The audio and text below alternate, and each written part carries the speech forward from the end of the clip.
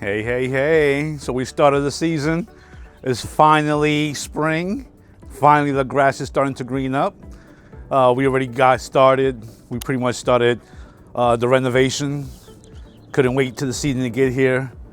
Loaded up in products, that's for sure. And let me show you the grass. Let me show you how we're making out. All right, so here's the lawn. It's pretty decent, you know. I pretty much scarified already.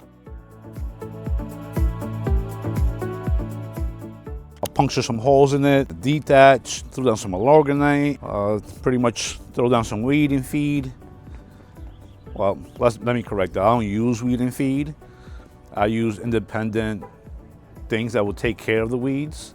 Weeds and feed really just promotes more weeds.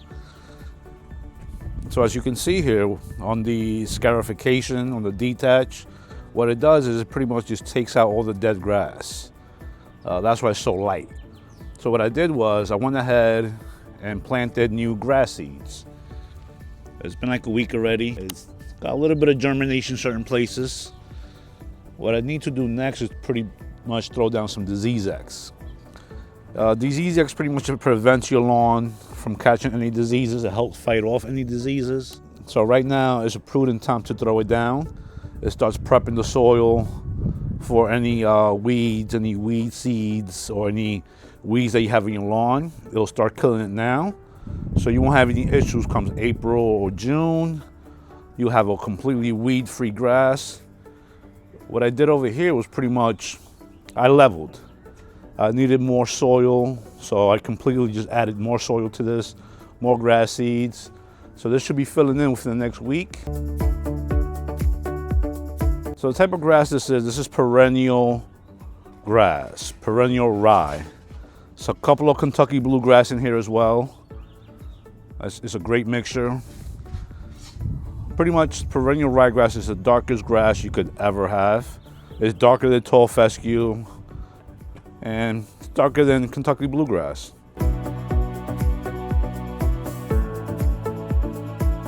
When I go show you the back, and the back is stuffier, the back gets a lot more sun. For some reason here in the front, we don't get as much sun. It's pretty much due to the house blocking partial of the sun. You can see at certain times of the day where the shade actually, like from that house, blocks the sun. Other times you'll get full sun, but majority the back of my house gets a lot more sun. So the grass back there looks a lot better. Now this tree here, I got this tree from Costco last year. Already you see that it's budding, which is great.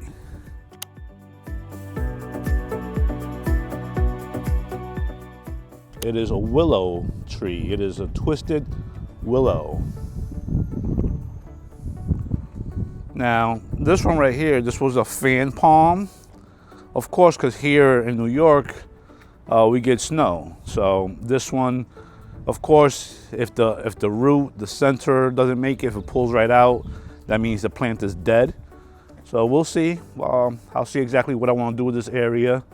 And of course, what I do every single year, I put something new there in the corners, always. So my house is less than 1,000 square feet. I pretty much have that grass part. This little bit here pretty much is a sliver of the corner. What I have here is pretty much just some lights. Here I put some sisters tree, which is those red ones. They're tropical, so they die as soon as the cold hits it. So I threw down some gypsum as well. Gypsum helps take out the salt out of your soil. Pretty much since we live pretty much in front of the bay, right across there. And of course, all the fertilizer you put throughout the years, it takes all that salt contamination out of the fertilizer and all the salt that gets blown from the water, from the air onto the soil. It promotes better, healthy soil. The healthier your soil, the better your grass, the better the coloring, the less weeds you'll have. Overall health will be healthier. So now let's take a look at the back.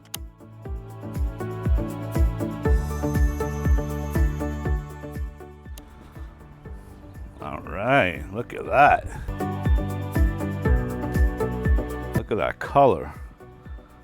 Completely different back here. A lot stuffier, a lot more full, a lot denser, that color. And today's only 22nd of March. Many of my neighbors' lawn do not look like this. Of course, this comes with waking up the lawn, you know, scarifying, taking out all the old grass, the dead grass from the winter. Here, I have same thing, perennial ryegrass, Kentucky bluegrass. So usually what I do here, every single, come September and end of September, I reno the whole middle section. The reason why is because pretty much during the summertime, I have a 20 by 18 pool that goes right in the middle. And of course, all that grass dies as soon as you leave that pool sitting there from, let's say, May 5th all the way to like the end of September. So what I do is, comes the end of September, I throw down new grass seeds just in time before the first frost hits, just so I can establish new grass, knowing, of course, I'm gonna put a pool again the following year.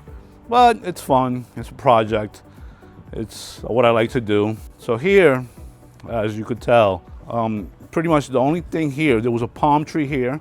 I had a foxtail palm here. So I'll be seeding here. Usually this is where my pool filter will go.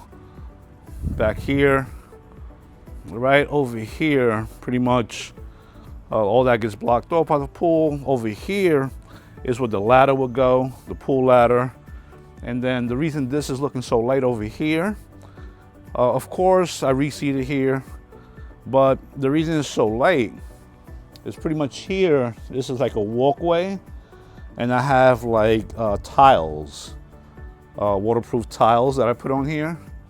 They're like tiki tiles, just so when you get out the pool, going in and out the pool, you're not sitting or stepping on a wet soil and carrying that in the pool as well. So that's usually tiled, so that's why that's lighter than the rest of the lawn. So what happens is, usually, of course, if it's tiled, everything underneath that dies. And the only thing really that stays available is probably like this patch. That's usually where the toys go, the pool toys. But believe it or not,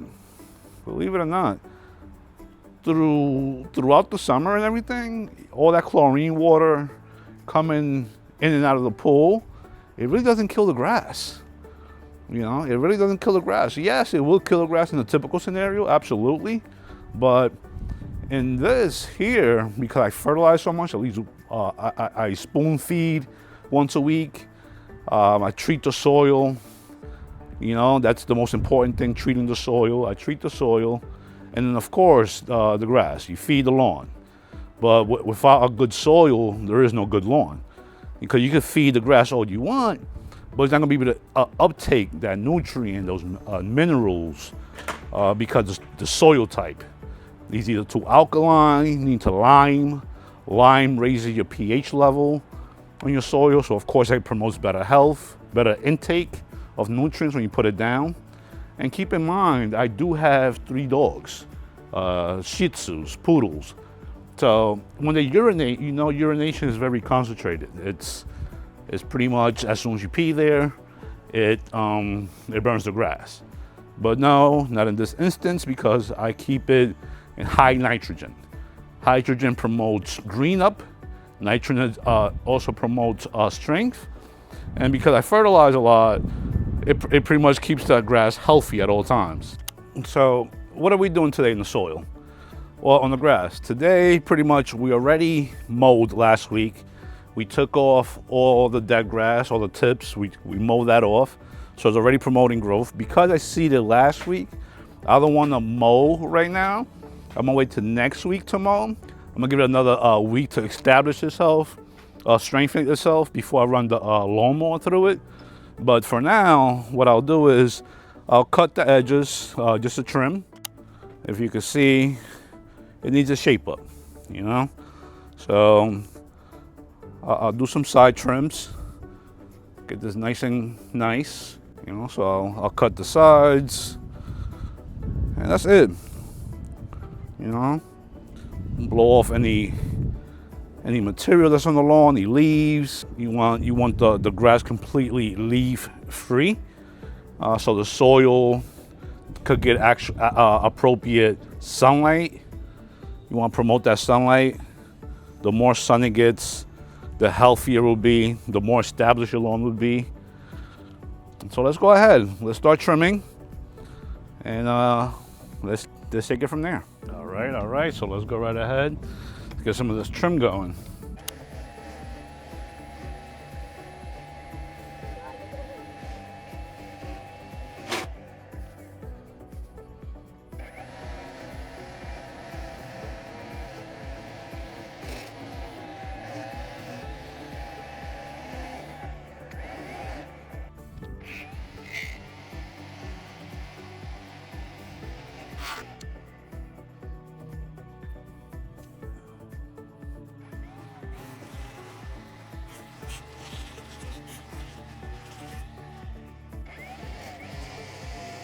All right, we got the front of the house all trimmed up now.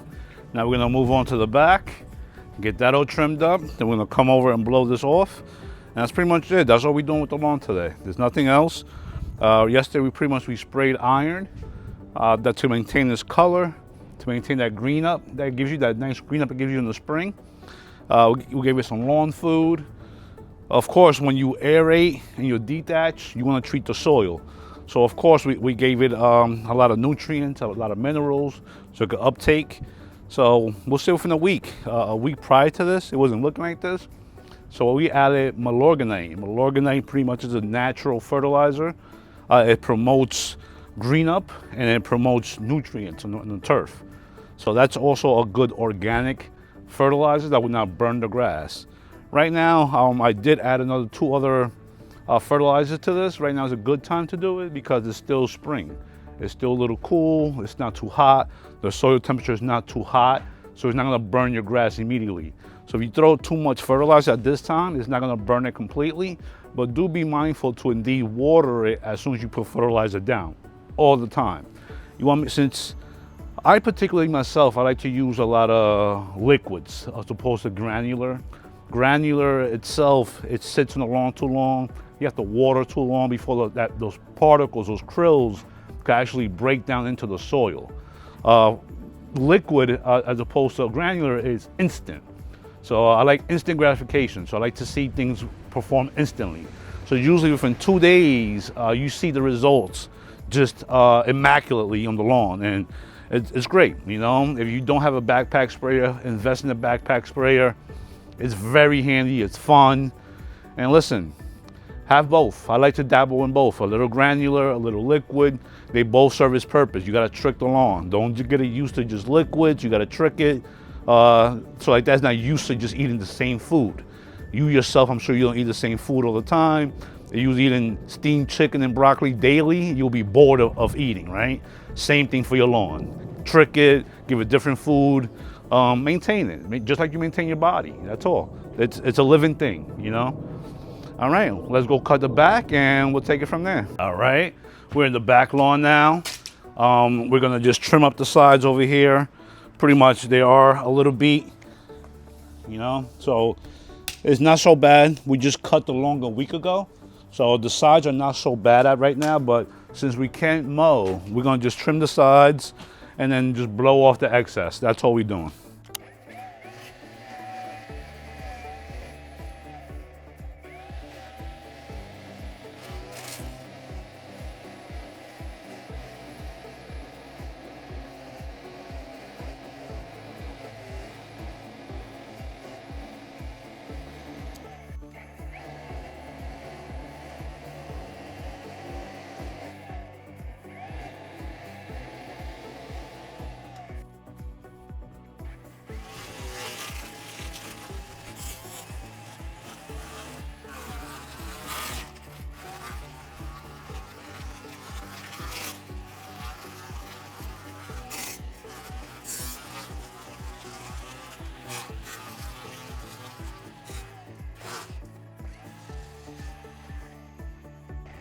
All right, so that was that.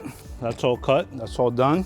Now, what we'll do is pretty much just blow all this off, blow off all the excess. Let me show you how it came out. These are nice edges. No.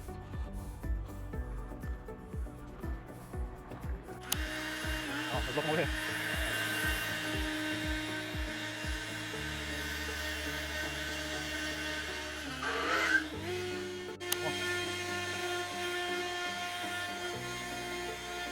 Come on.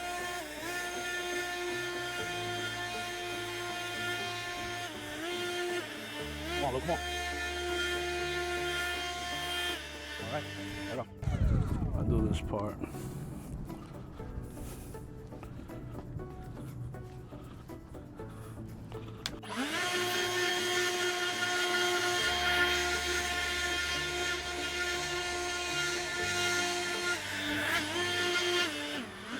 All right, here we are in the back. Let's get this blown.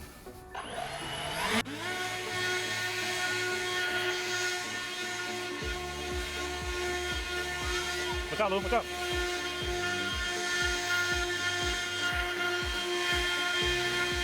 Watch out, Lee.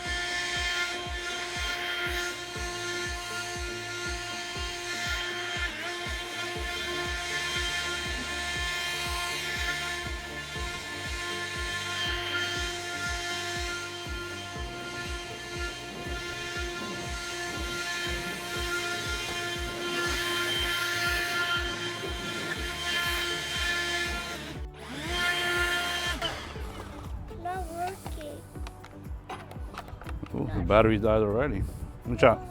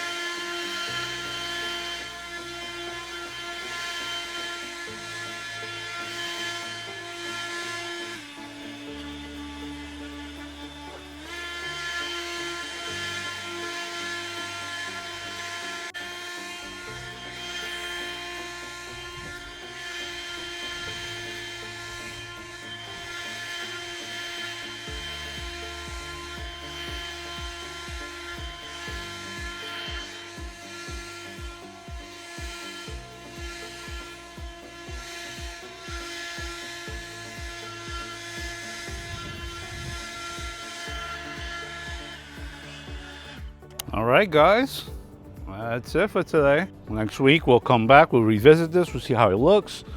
Hopefully some of this seed already has grown in. The green should be more recovered.